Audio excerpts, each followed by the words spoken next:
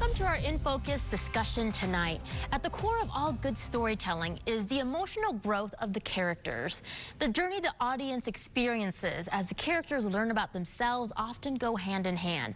Two Utahns created a YouTube channel that gets into these storytelling concepts. Their channel gets millions of views and ultimately get at the core of growth in human psychology. Joining us tonight are Jonathan Decker, a licensed therapist, and Alan Seawright, a filmmaker, who both got together and formed the duo who produced the YouTube channel Cinema Therapy. And Jonathan and Alan, thank you so much for being with us tonight. Yeah, thank you for having us. Great to be here. Now, we'd like to start with learning how each of you chose your path. Alan, what made you decide to become a filmmaker? Jono did, actually. He made me make a short film one time, and I fell in love with the entire process. And here we are. And Jonathan, okay, so you're being credited for Alan becoming a filmmaker. Depending on the day, it's credit or blame. Credit or blame? Yeah. Well, it's a blessing, so it's credit, Shots right? Jonathan, you're a licensed therapist. What made you decide to take that path? Christopher Reeve's Superman, of all things.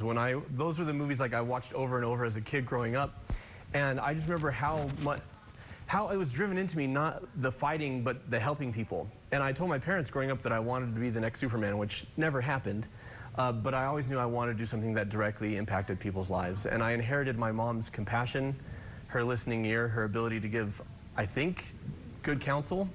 And so I wanted to get into film, but I just felt that call over and over again towards psychology, towards family therapy, couples therapy, and that's what I did. I love that you two are essentially the glue in the name of your YouTube channel, Cinema and Therapy, which is basically, right, Jonathan and Alan. Mm-hmm. So how did you two meet? What's your origin story? Students at Brigham Young University down in Provo. I was living in an apartment, and this guy moved in and told me that he needed to borrow my speakers. Oh my gosh, they got that picture. Oh no, that's us in college. Oh boy. This is mostly what we ate. It was pizza. Yeah, he needed to borrow my speakers to premiere his magnum opus, his short film that he had just directed. And yeah. This is CTU Provo. This is a movie we made together where we stop a terrorist threat on Provo, led by Donny Osmond. And so that's Donny Osmond was the villain. Yeah, Donny Osmond was the villain. You can watch this on YouTube or not. Or not. But and it's surprise, there. we have a copy of it we're going to show right now. No, I'm just kidding. Great. Exactly what I wanted. While we're doing throwbacks, let's just look at some of your old college movies. No, I love that so much. So you two go way back. I want to take that relationship a little bit further. So you two met in college, have stayed good friends, obviously inspired each other in your careers. What was the pathway in creating, or where was the idea in creating your YouTube channel coming from? My wife says that you have your passions for a reason. And after I became a therapist, I've always been movie obsessed, and I always thought, well, it's time to leave this behind. I'm not going to be an actor, I'm not going to be a filmmaker, so I can catch a movie once in a while like anybody else, but I couldn't leave it alone. I became a film critic, I did all sorts of things to just keep a foot in the door, and I wondered, and I meditated on this, why do I have this passion? What is it here for? And I knew that I wanted to help people on a larger scale. And I'd seen a YouTube channel that Alan had created and seen how great he was on camera and what his talents are as a producer and as a director. And the idea came, I knew that Cinema Therapy, we didn't create that idea. Movies have been used by therapists for decades to help illustrate the concepts in counseling, to help say, okay, here's what it looks like to parent well or to have a healthy relationship, or don't do this. It's always condensed, but there are actually real principles there that you can use in film. And I thought, having seen his channel, that we could create something that could be really fun and hopefully touch a lot of lives. But we had no idea it was going to work, like zero idea that it was going to work. But we had been wanting to work together again, and marriage and family and pursuing our careers had kept us from doing that for over a decade, and so this seemed like just the right project. I love that. So let's talk about the success of your channel. Was there a specific breakthrough episode that sort of opened the can of worms? Did it just grow over time? And when did you realize that your following was beginning to grow exponentially? Well, we started the channel in April of 2020 when a lot of people were stuck at home watching movies and needed, therapy. I was one of them. Honestly, Jonathan came up with the idea and he pitched it to me, and we'd been talking about it for a few months, and then when lockdown happened, I lost my job, and just to keep myself sane, I was like, okay, we're starting the channel right now. Do some stuff and film it, and we're going to put it up. And I knew pretty quickly that it was going to be successful. We just didn't know how long it would take. And over Thanksgiving break of 2020... You kept saying it's a little channel that wants to be a big channel. Yeah. I remember you saying that over and over and over again. Yeah, it always wanted to be big. And then, yeah, over Thanksgiving break, we had an episode about Inside Out, and we had an episode about Tangled, and they both just caught fire and blew up, and we got a couple million views in about a week and a half. The algorithm, YouTube's algorithm, like figured out who to push us to and who would want to watch that, because those episodes had been up for months. Yeah. And we kept getting the comment over and over again, this is the most underrated gem on YouTube. Their words, not ours. I think the most underrated gem on YouTube is the Frank with animal facts, but that's just me. Absolutely correct. But it really, yeah, it took off Thanksgiving weekend, and we kept calling each other, are you seeing these numbers? And we made a promise to each other not to become jerks, like not to become arrogant jerks. Like, don't get big-headed now. Yeah, no, like it became a thing. Fortunately, when you achieve like some small modicum of fame at 40, it's too late to become arrogant because you've had enough failure that. Plus, our kids keep us humble. Yeah. Our fans are like, you're so cool. We're like, tell our kids. Tell our kids. Tell our they don't kids. know. They don't believe it. They're the ones you have to win over. Okay, Jonathan, Alan, hold that thought. We do have to take a quick commercial break, but when we return, we'll resume our In Focus discussion on cinema therapy. Thanks for staying with us for our second In Focus discussion tonight on cinema therapy. We resume our discussion now with the YouTube channel hosts, Jonathan Decker and Alan Seawright. Okay, so we'd like to start this segment with talking about both of your processes. How do you pick a topic, and does it start with the movie, or does it start with a concept and then you peg it to a movie? Why don't you take this one? We generally start with a concept that we want to talk about. So, well, it's both, honestly. Sometimes we watch a movie and it's like, okay, we have to talk about these three things. And a lot of times we'll pick a concept and then find a movie that suits it. And frankly, a lot of times we're just looking at what our fans want us to talk about, and what are kind of the most popular films right now, and is there something that we can talk about. Yeah, we just did an episode on James Bond where I give James Bond dating advice. And because the new film's coming out. So his dating life is pretty bad. Yeah, we sync it sometimes to movies that are coming out, or things that people are talking about, and sometimes it's just something that we just really want to do. We've got an episode coming out tomorrow, which is going to be 7 Principles for Making Marriage Work, which is a book by John Gottman. We take that concept and we merge it with Morticia and Gomez from the Addams Family to illustrate. And so the concept of the channel is ideas from psychology, ideas from family therapy, couples therapy, and then the film content is the spoonful of sugar that helps the medicine go down. And so we illustrate what we're talking about using popular films. We analyze the relationships. And if that all sounds very dry and academic, it is. No, it's not. But you make it conversational. We make it, well, not only do we make it conversational, but we alternate between intelligence and stupidity, and people really seem to enjoy the mix. Yeah, the intelligence is in the center of your screen, and the stupidity is over here. That's not true, and I just want to point out to everyone watching at home, Alan's having a really great hair day. He doesn't think he is. I think he looks like Aslan, and I feel very comfortable right now. I love the wavy locks. Right? Alan, I think you rock it well. I have to actually take a curling iron to make my hair look like yours, so I'm jealous. If cinema therapy fails, he could do commercials like for shampoo and conditioner, like the slow motion stuff. There you go, plan C. If filmmaking and then this YouTube channel doesn't work out, there you go, shampoo and conditioning male conditioner commercials. Sorry, really I keep looking at him. That's like, we're so used to engaging with each other, but we want to engage with you at home. Okay, engage with me. So you brought a clip from one of your episodes. It is actually a clip of you two reacting to the climatic scene in Inside Out. So let's take a look real quick. So I think of families, and I think of friendships, and I think of marriages that go the distance. They don't go the distance because things weren't hard. They go the distance because things were awful. Right. And they found each other through that. As a therapist, this is one of my favorite films because it teaches us to embrace sadness as a means of being close and developing compassion and empathy, and how that builds relationships in a way that nothing else really can.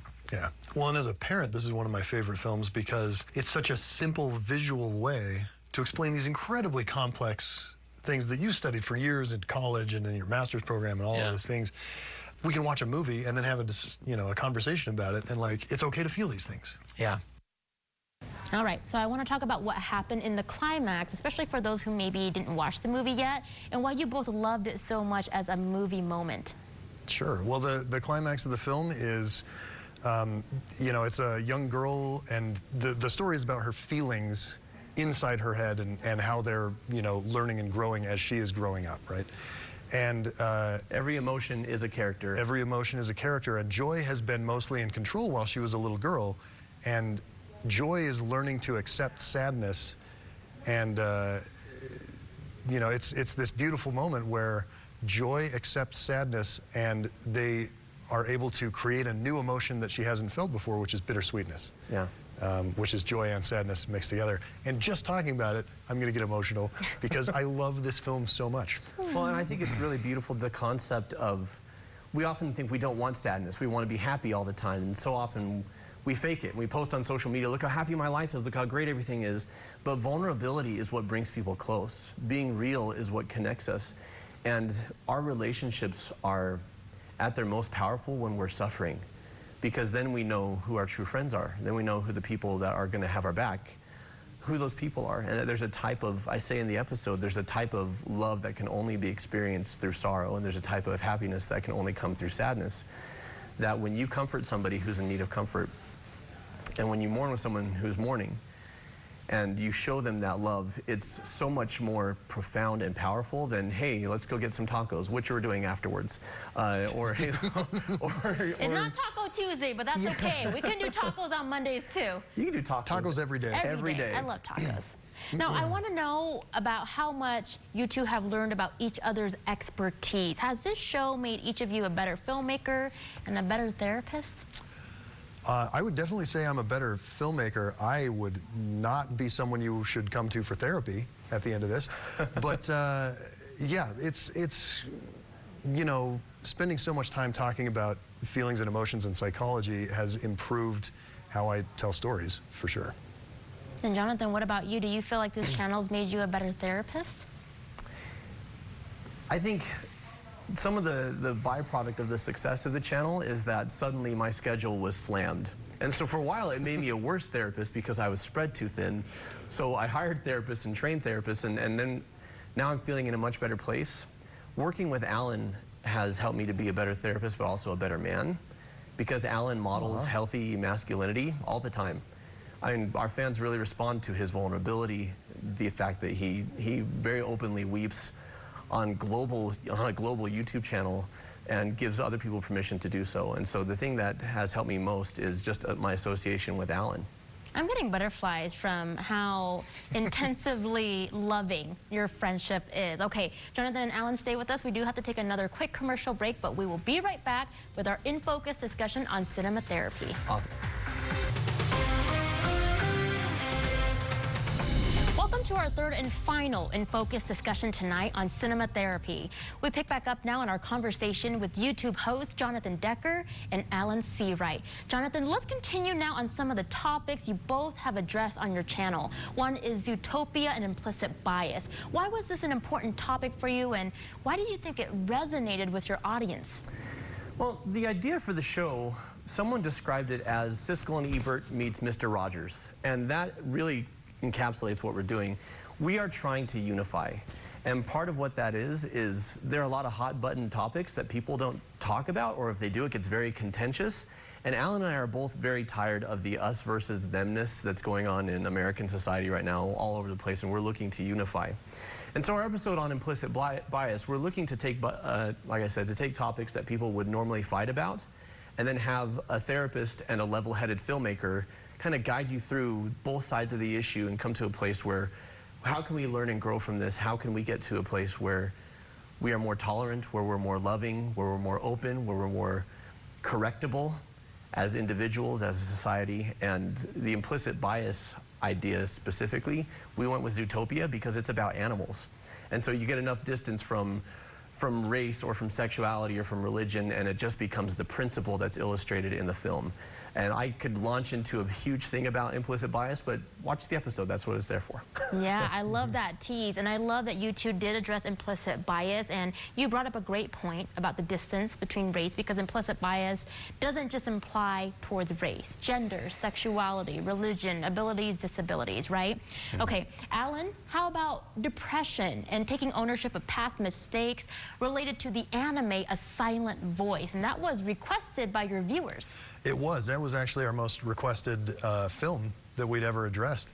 And Jonathan and I are not huge anime fans. We hadn't, neither of us had seen it before. Mostly from lack of exposure. Just from lack of exposure, primarily. But watching that film, it's incredibly powerful. And it's a story about a kid who is kind of an egregious bully when he's younger, and then is himself shunned and bullied because he was so horrible as a young kid.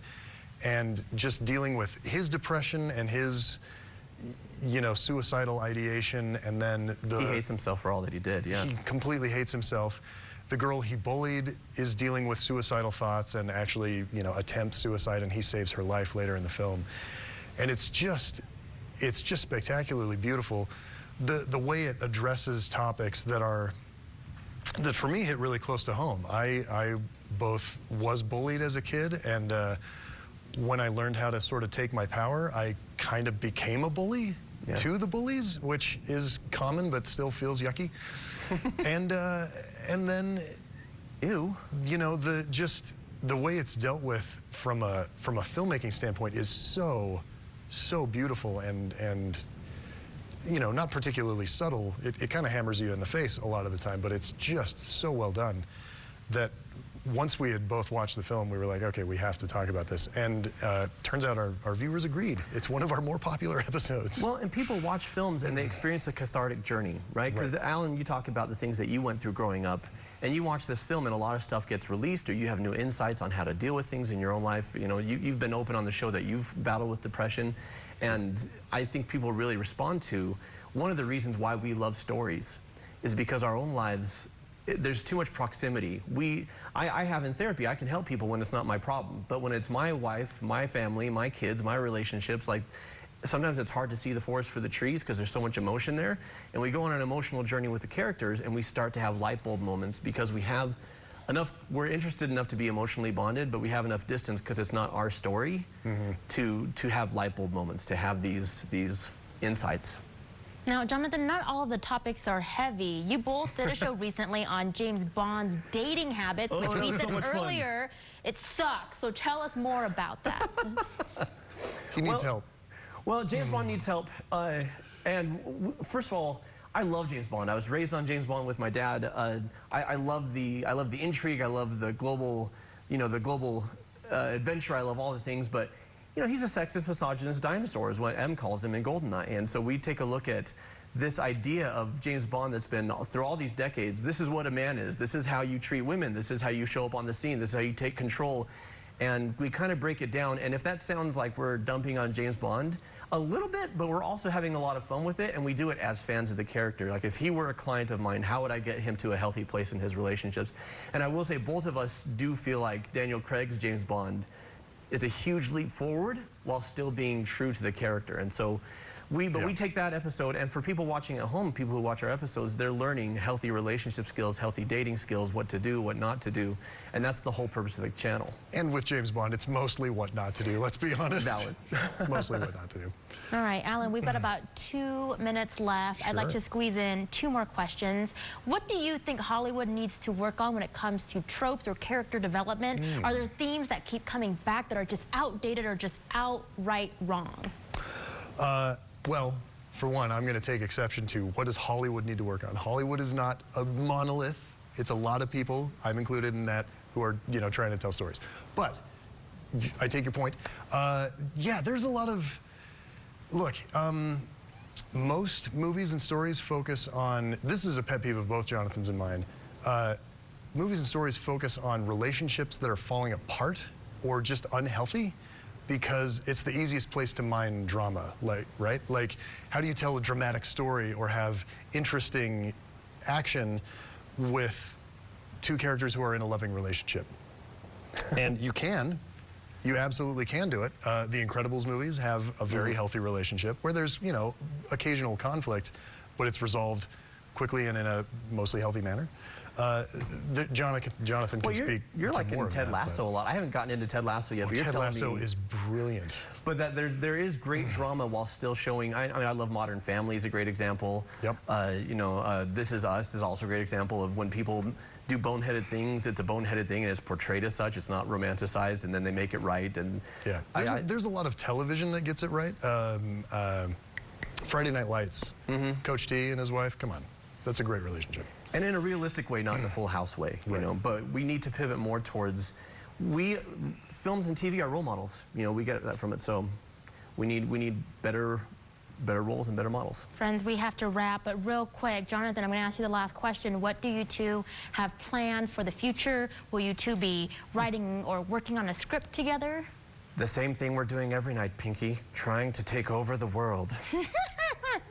I love it. We want to help as many people as we can and have as much fun doing it as we can. All right, and you do have an episode, right? You said dropping tomorrow? Tomorrow. Cinema Therapy is the YouTube channel, and it's 7 Keys to a Healthy Marriage with Morticia and Gomez Adams from the Addams Family in honor of Halloween. All right, you've been hearing from Jonathan Decker, a licensed therapist, and Alan Seawright, a filmmaker, both of whom host the YouTube channel Cinema Therapy. Jonathan and Alan, thank you so much for allowing us to pull back the curtain and pick your brains. Thank you, Rosie. Thank you so much. We'll be right back.